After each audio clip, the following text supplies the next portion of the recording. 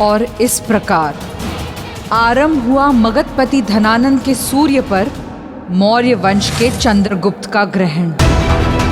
राजकुमारी दुर्धरा का चंद्रगुप्त के पास बंदी होने का अर्थ था कि धनानंद के हाथ बंधे थे। ये पहला अवसर था जब धनानंद के सम्मुख एक ऐसी चुनौती थी जिसका कोई तोड़ नहीं था उसके पास। मगधपति सम्राट धनानंद असहाय और असमर्थ था। दुर्धरा भी एक विचित्र से संघर्ष से जूझ रही थी। प्रतिदिन स्वयं से पूछती थी कि इस युद्ध में कौन सही है और कौन गलत। धनानंद ने चंद्रगुप्त को ढूंढने में अपना समस्त सैन्य बल लगा दिया, किंतु उसके हाथ कुछ नहीं लगा, क्योंकि अब मगध की सेना का प्रभाव भी वहां की प्रजा पर कुछ धुंधला हो रहा था।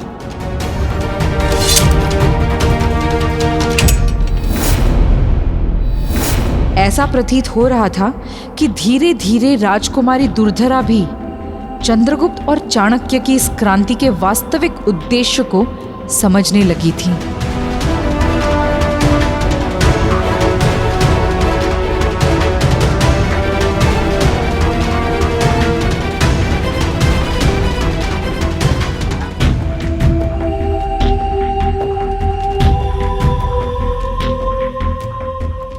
समय के साथ दुर्धरा ने अपने भाग्य के लेख को स्वीकार लिया।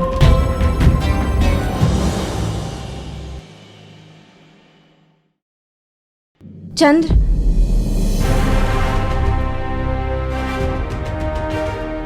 आपकी सभा में बाधा डालने के लिए क्षमा चाहती हूँ। मैं बस ये कहना चाह रही थी कि पूरा दिन मैं अपनी गुफा में बैठी रहती हूँ या आपको युद्ध की तैयारी करते हुए देखती हूँ।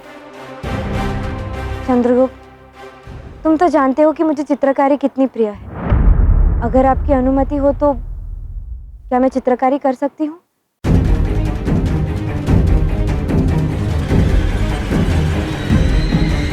उचित है, परंतु स्मरण रहे, हमारी दृष्टि सदैव तुम पर बनी रहेगी। धन्यवाद। आप चित्रकारी के संसाधनों की चिंता मत करें, मैं स्वयं ही पुष्प और वृषिकाओं से तुलिकाएं और रंग बना दूंगी।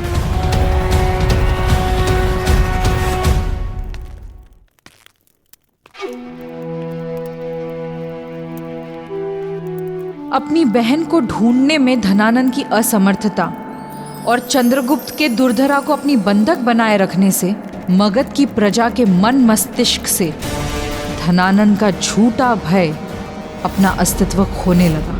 प्रजा कर देने से मना करने लगी और धनानंद के समक्ष खाली संदूकों की संख्या बढ़ने लगी।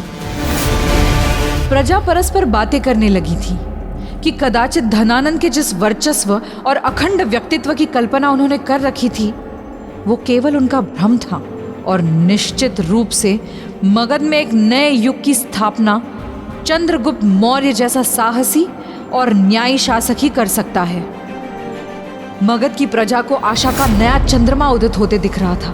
उन्हें विश्वास होने लगा था कि कदाचित एक ऐसा भी दिन आएगा जब मगध के राजमहल पर चंद्रगुप्त मौर्य की पताका लहराएगी और धनानंद के क्रूर साम्राज्य का अंत होगा।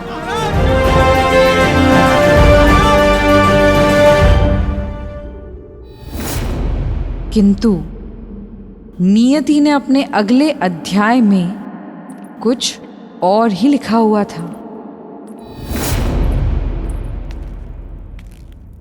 मां महिम, मेरे गुप्तचरों को पाटलिपुत्र के बाहरी क्षेत्रों से इस प्रकार के रंगों के कई पात्र मिले। रंग? बहन को चित्रकारी में अत्यंत रुचि है महामात्र। अवश्य रंग के माध्यम से वो हमें संकेत दे रही है जिसकी सहायता से हम उस तक पहुंच सकते हैं और उसे वो कर सकते हैं महामात्र।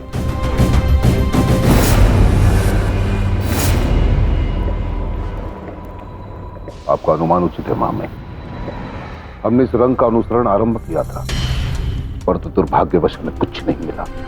ना कोई चिन्ह, ना कोई प्रमाण जो हमें राजकुमारी दुर्धरा तक पहुंचा सके। मैं जानती हूँ सम्राट, राजकुमारी कहाँ है।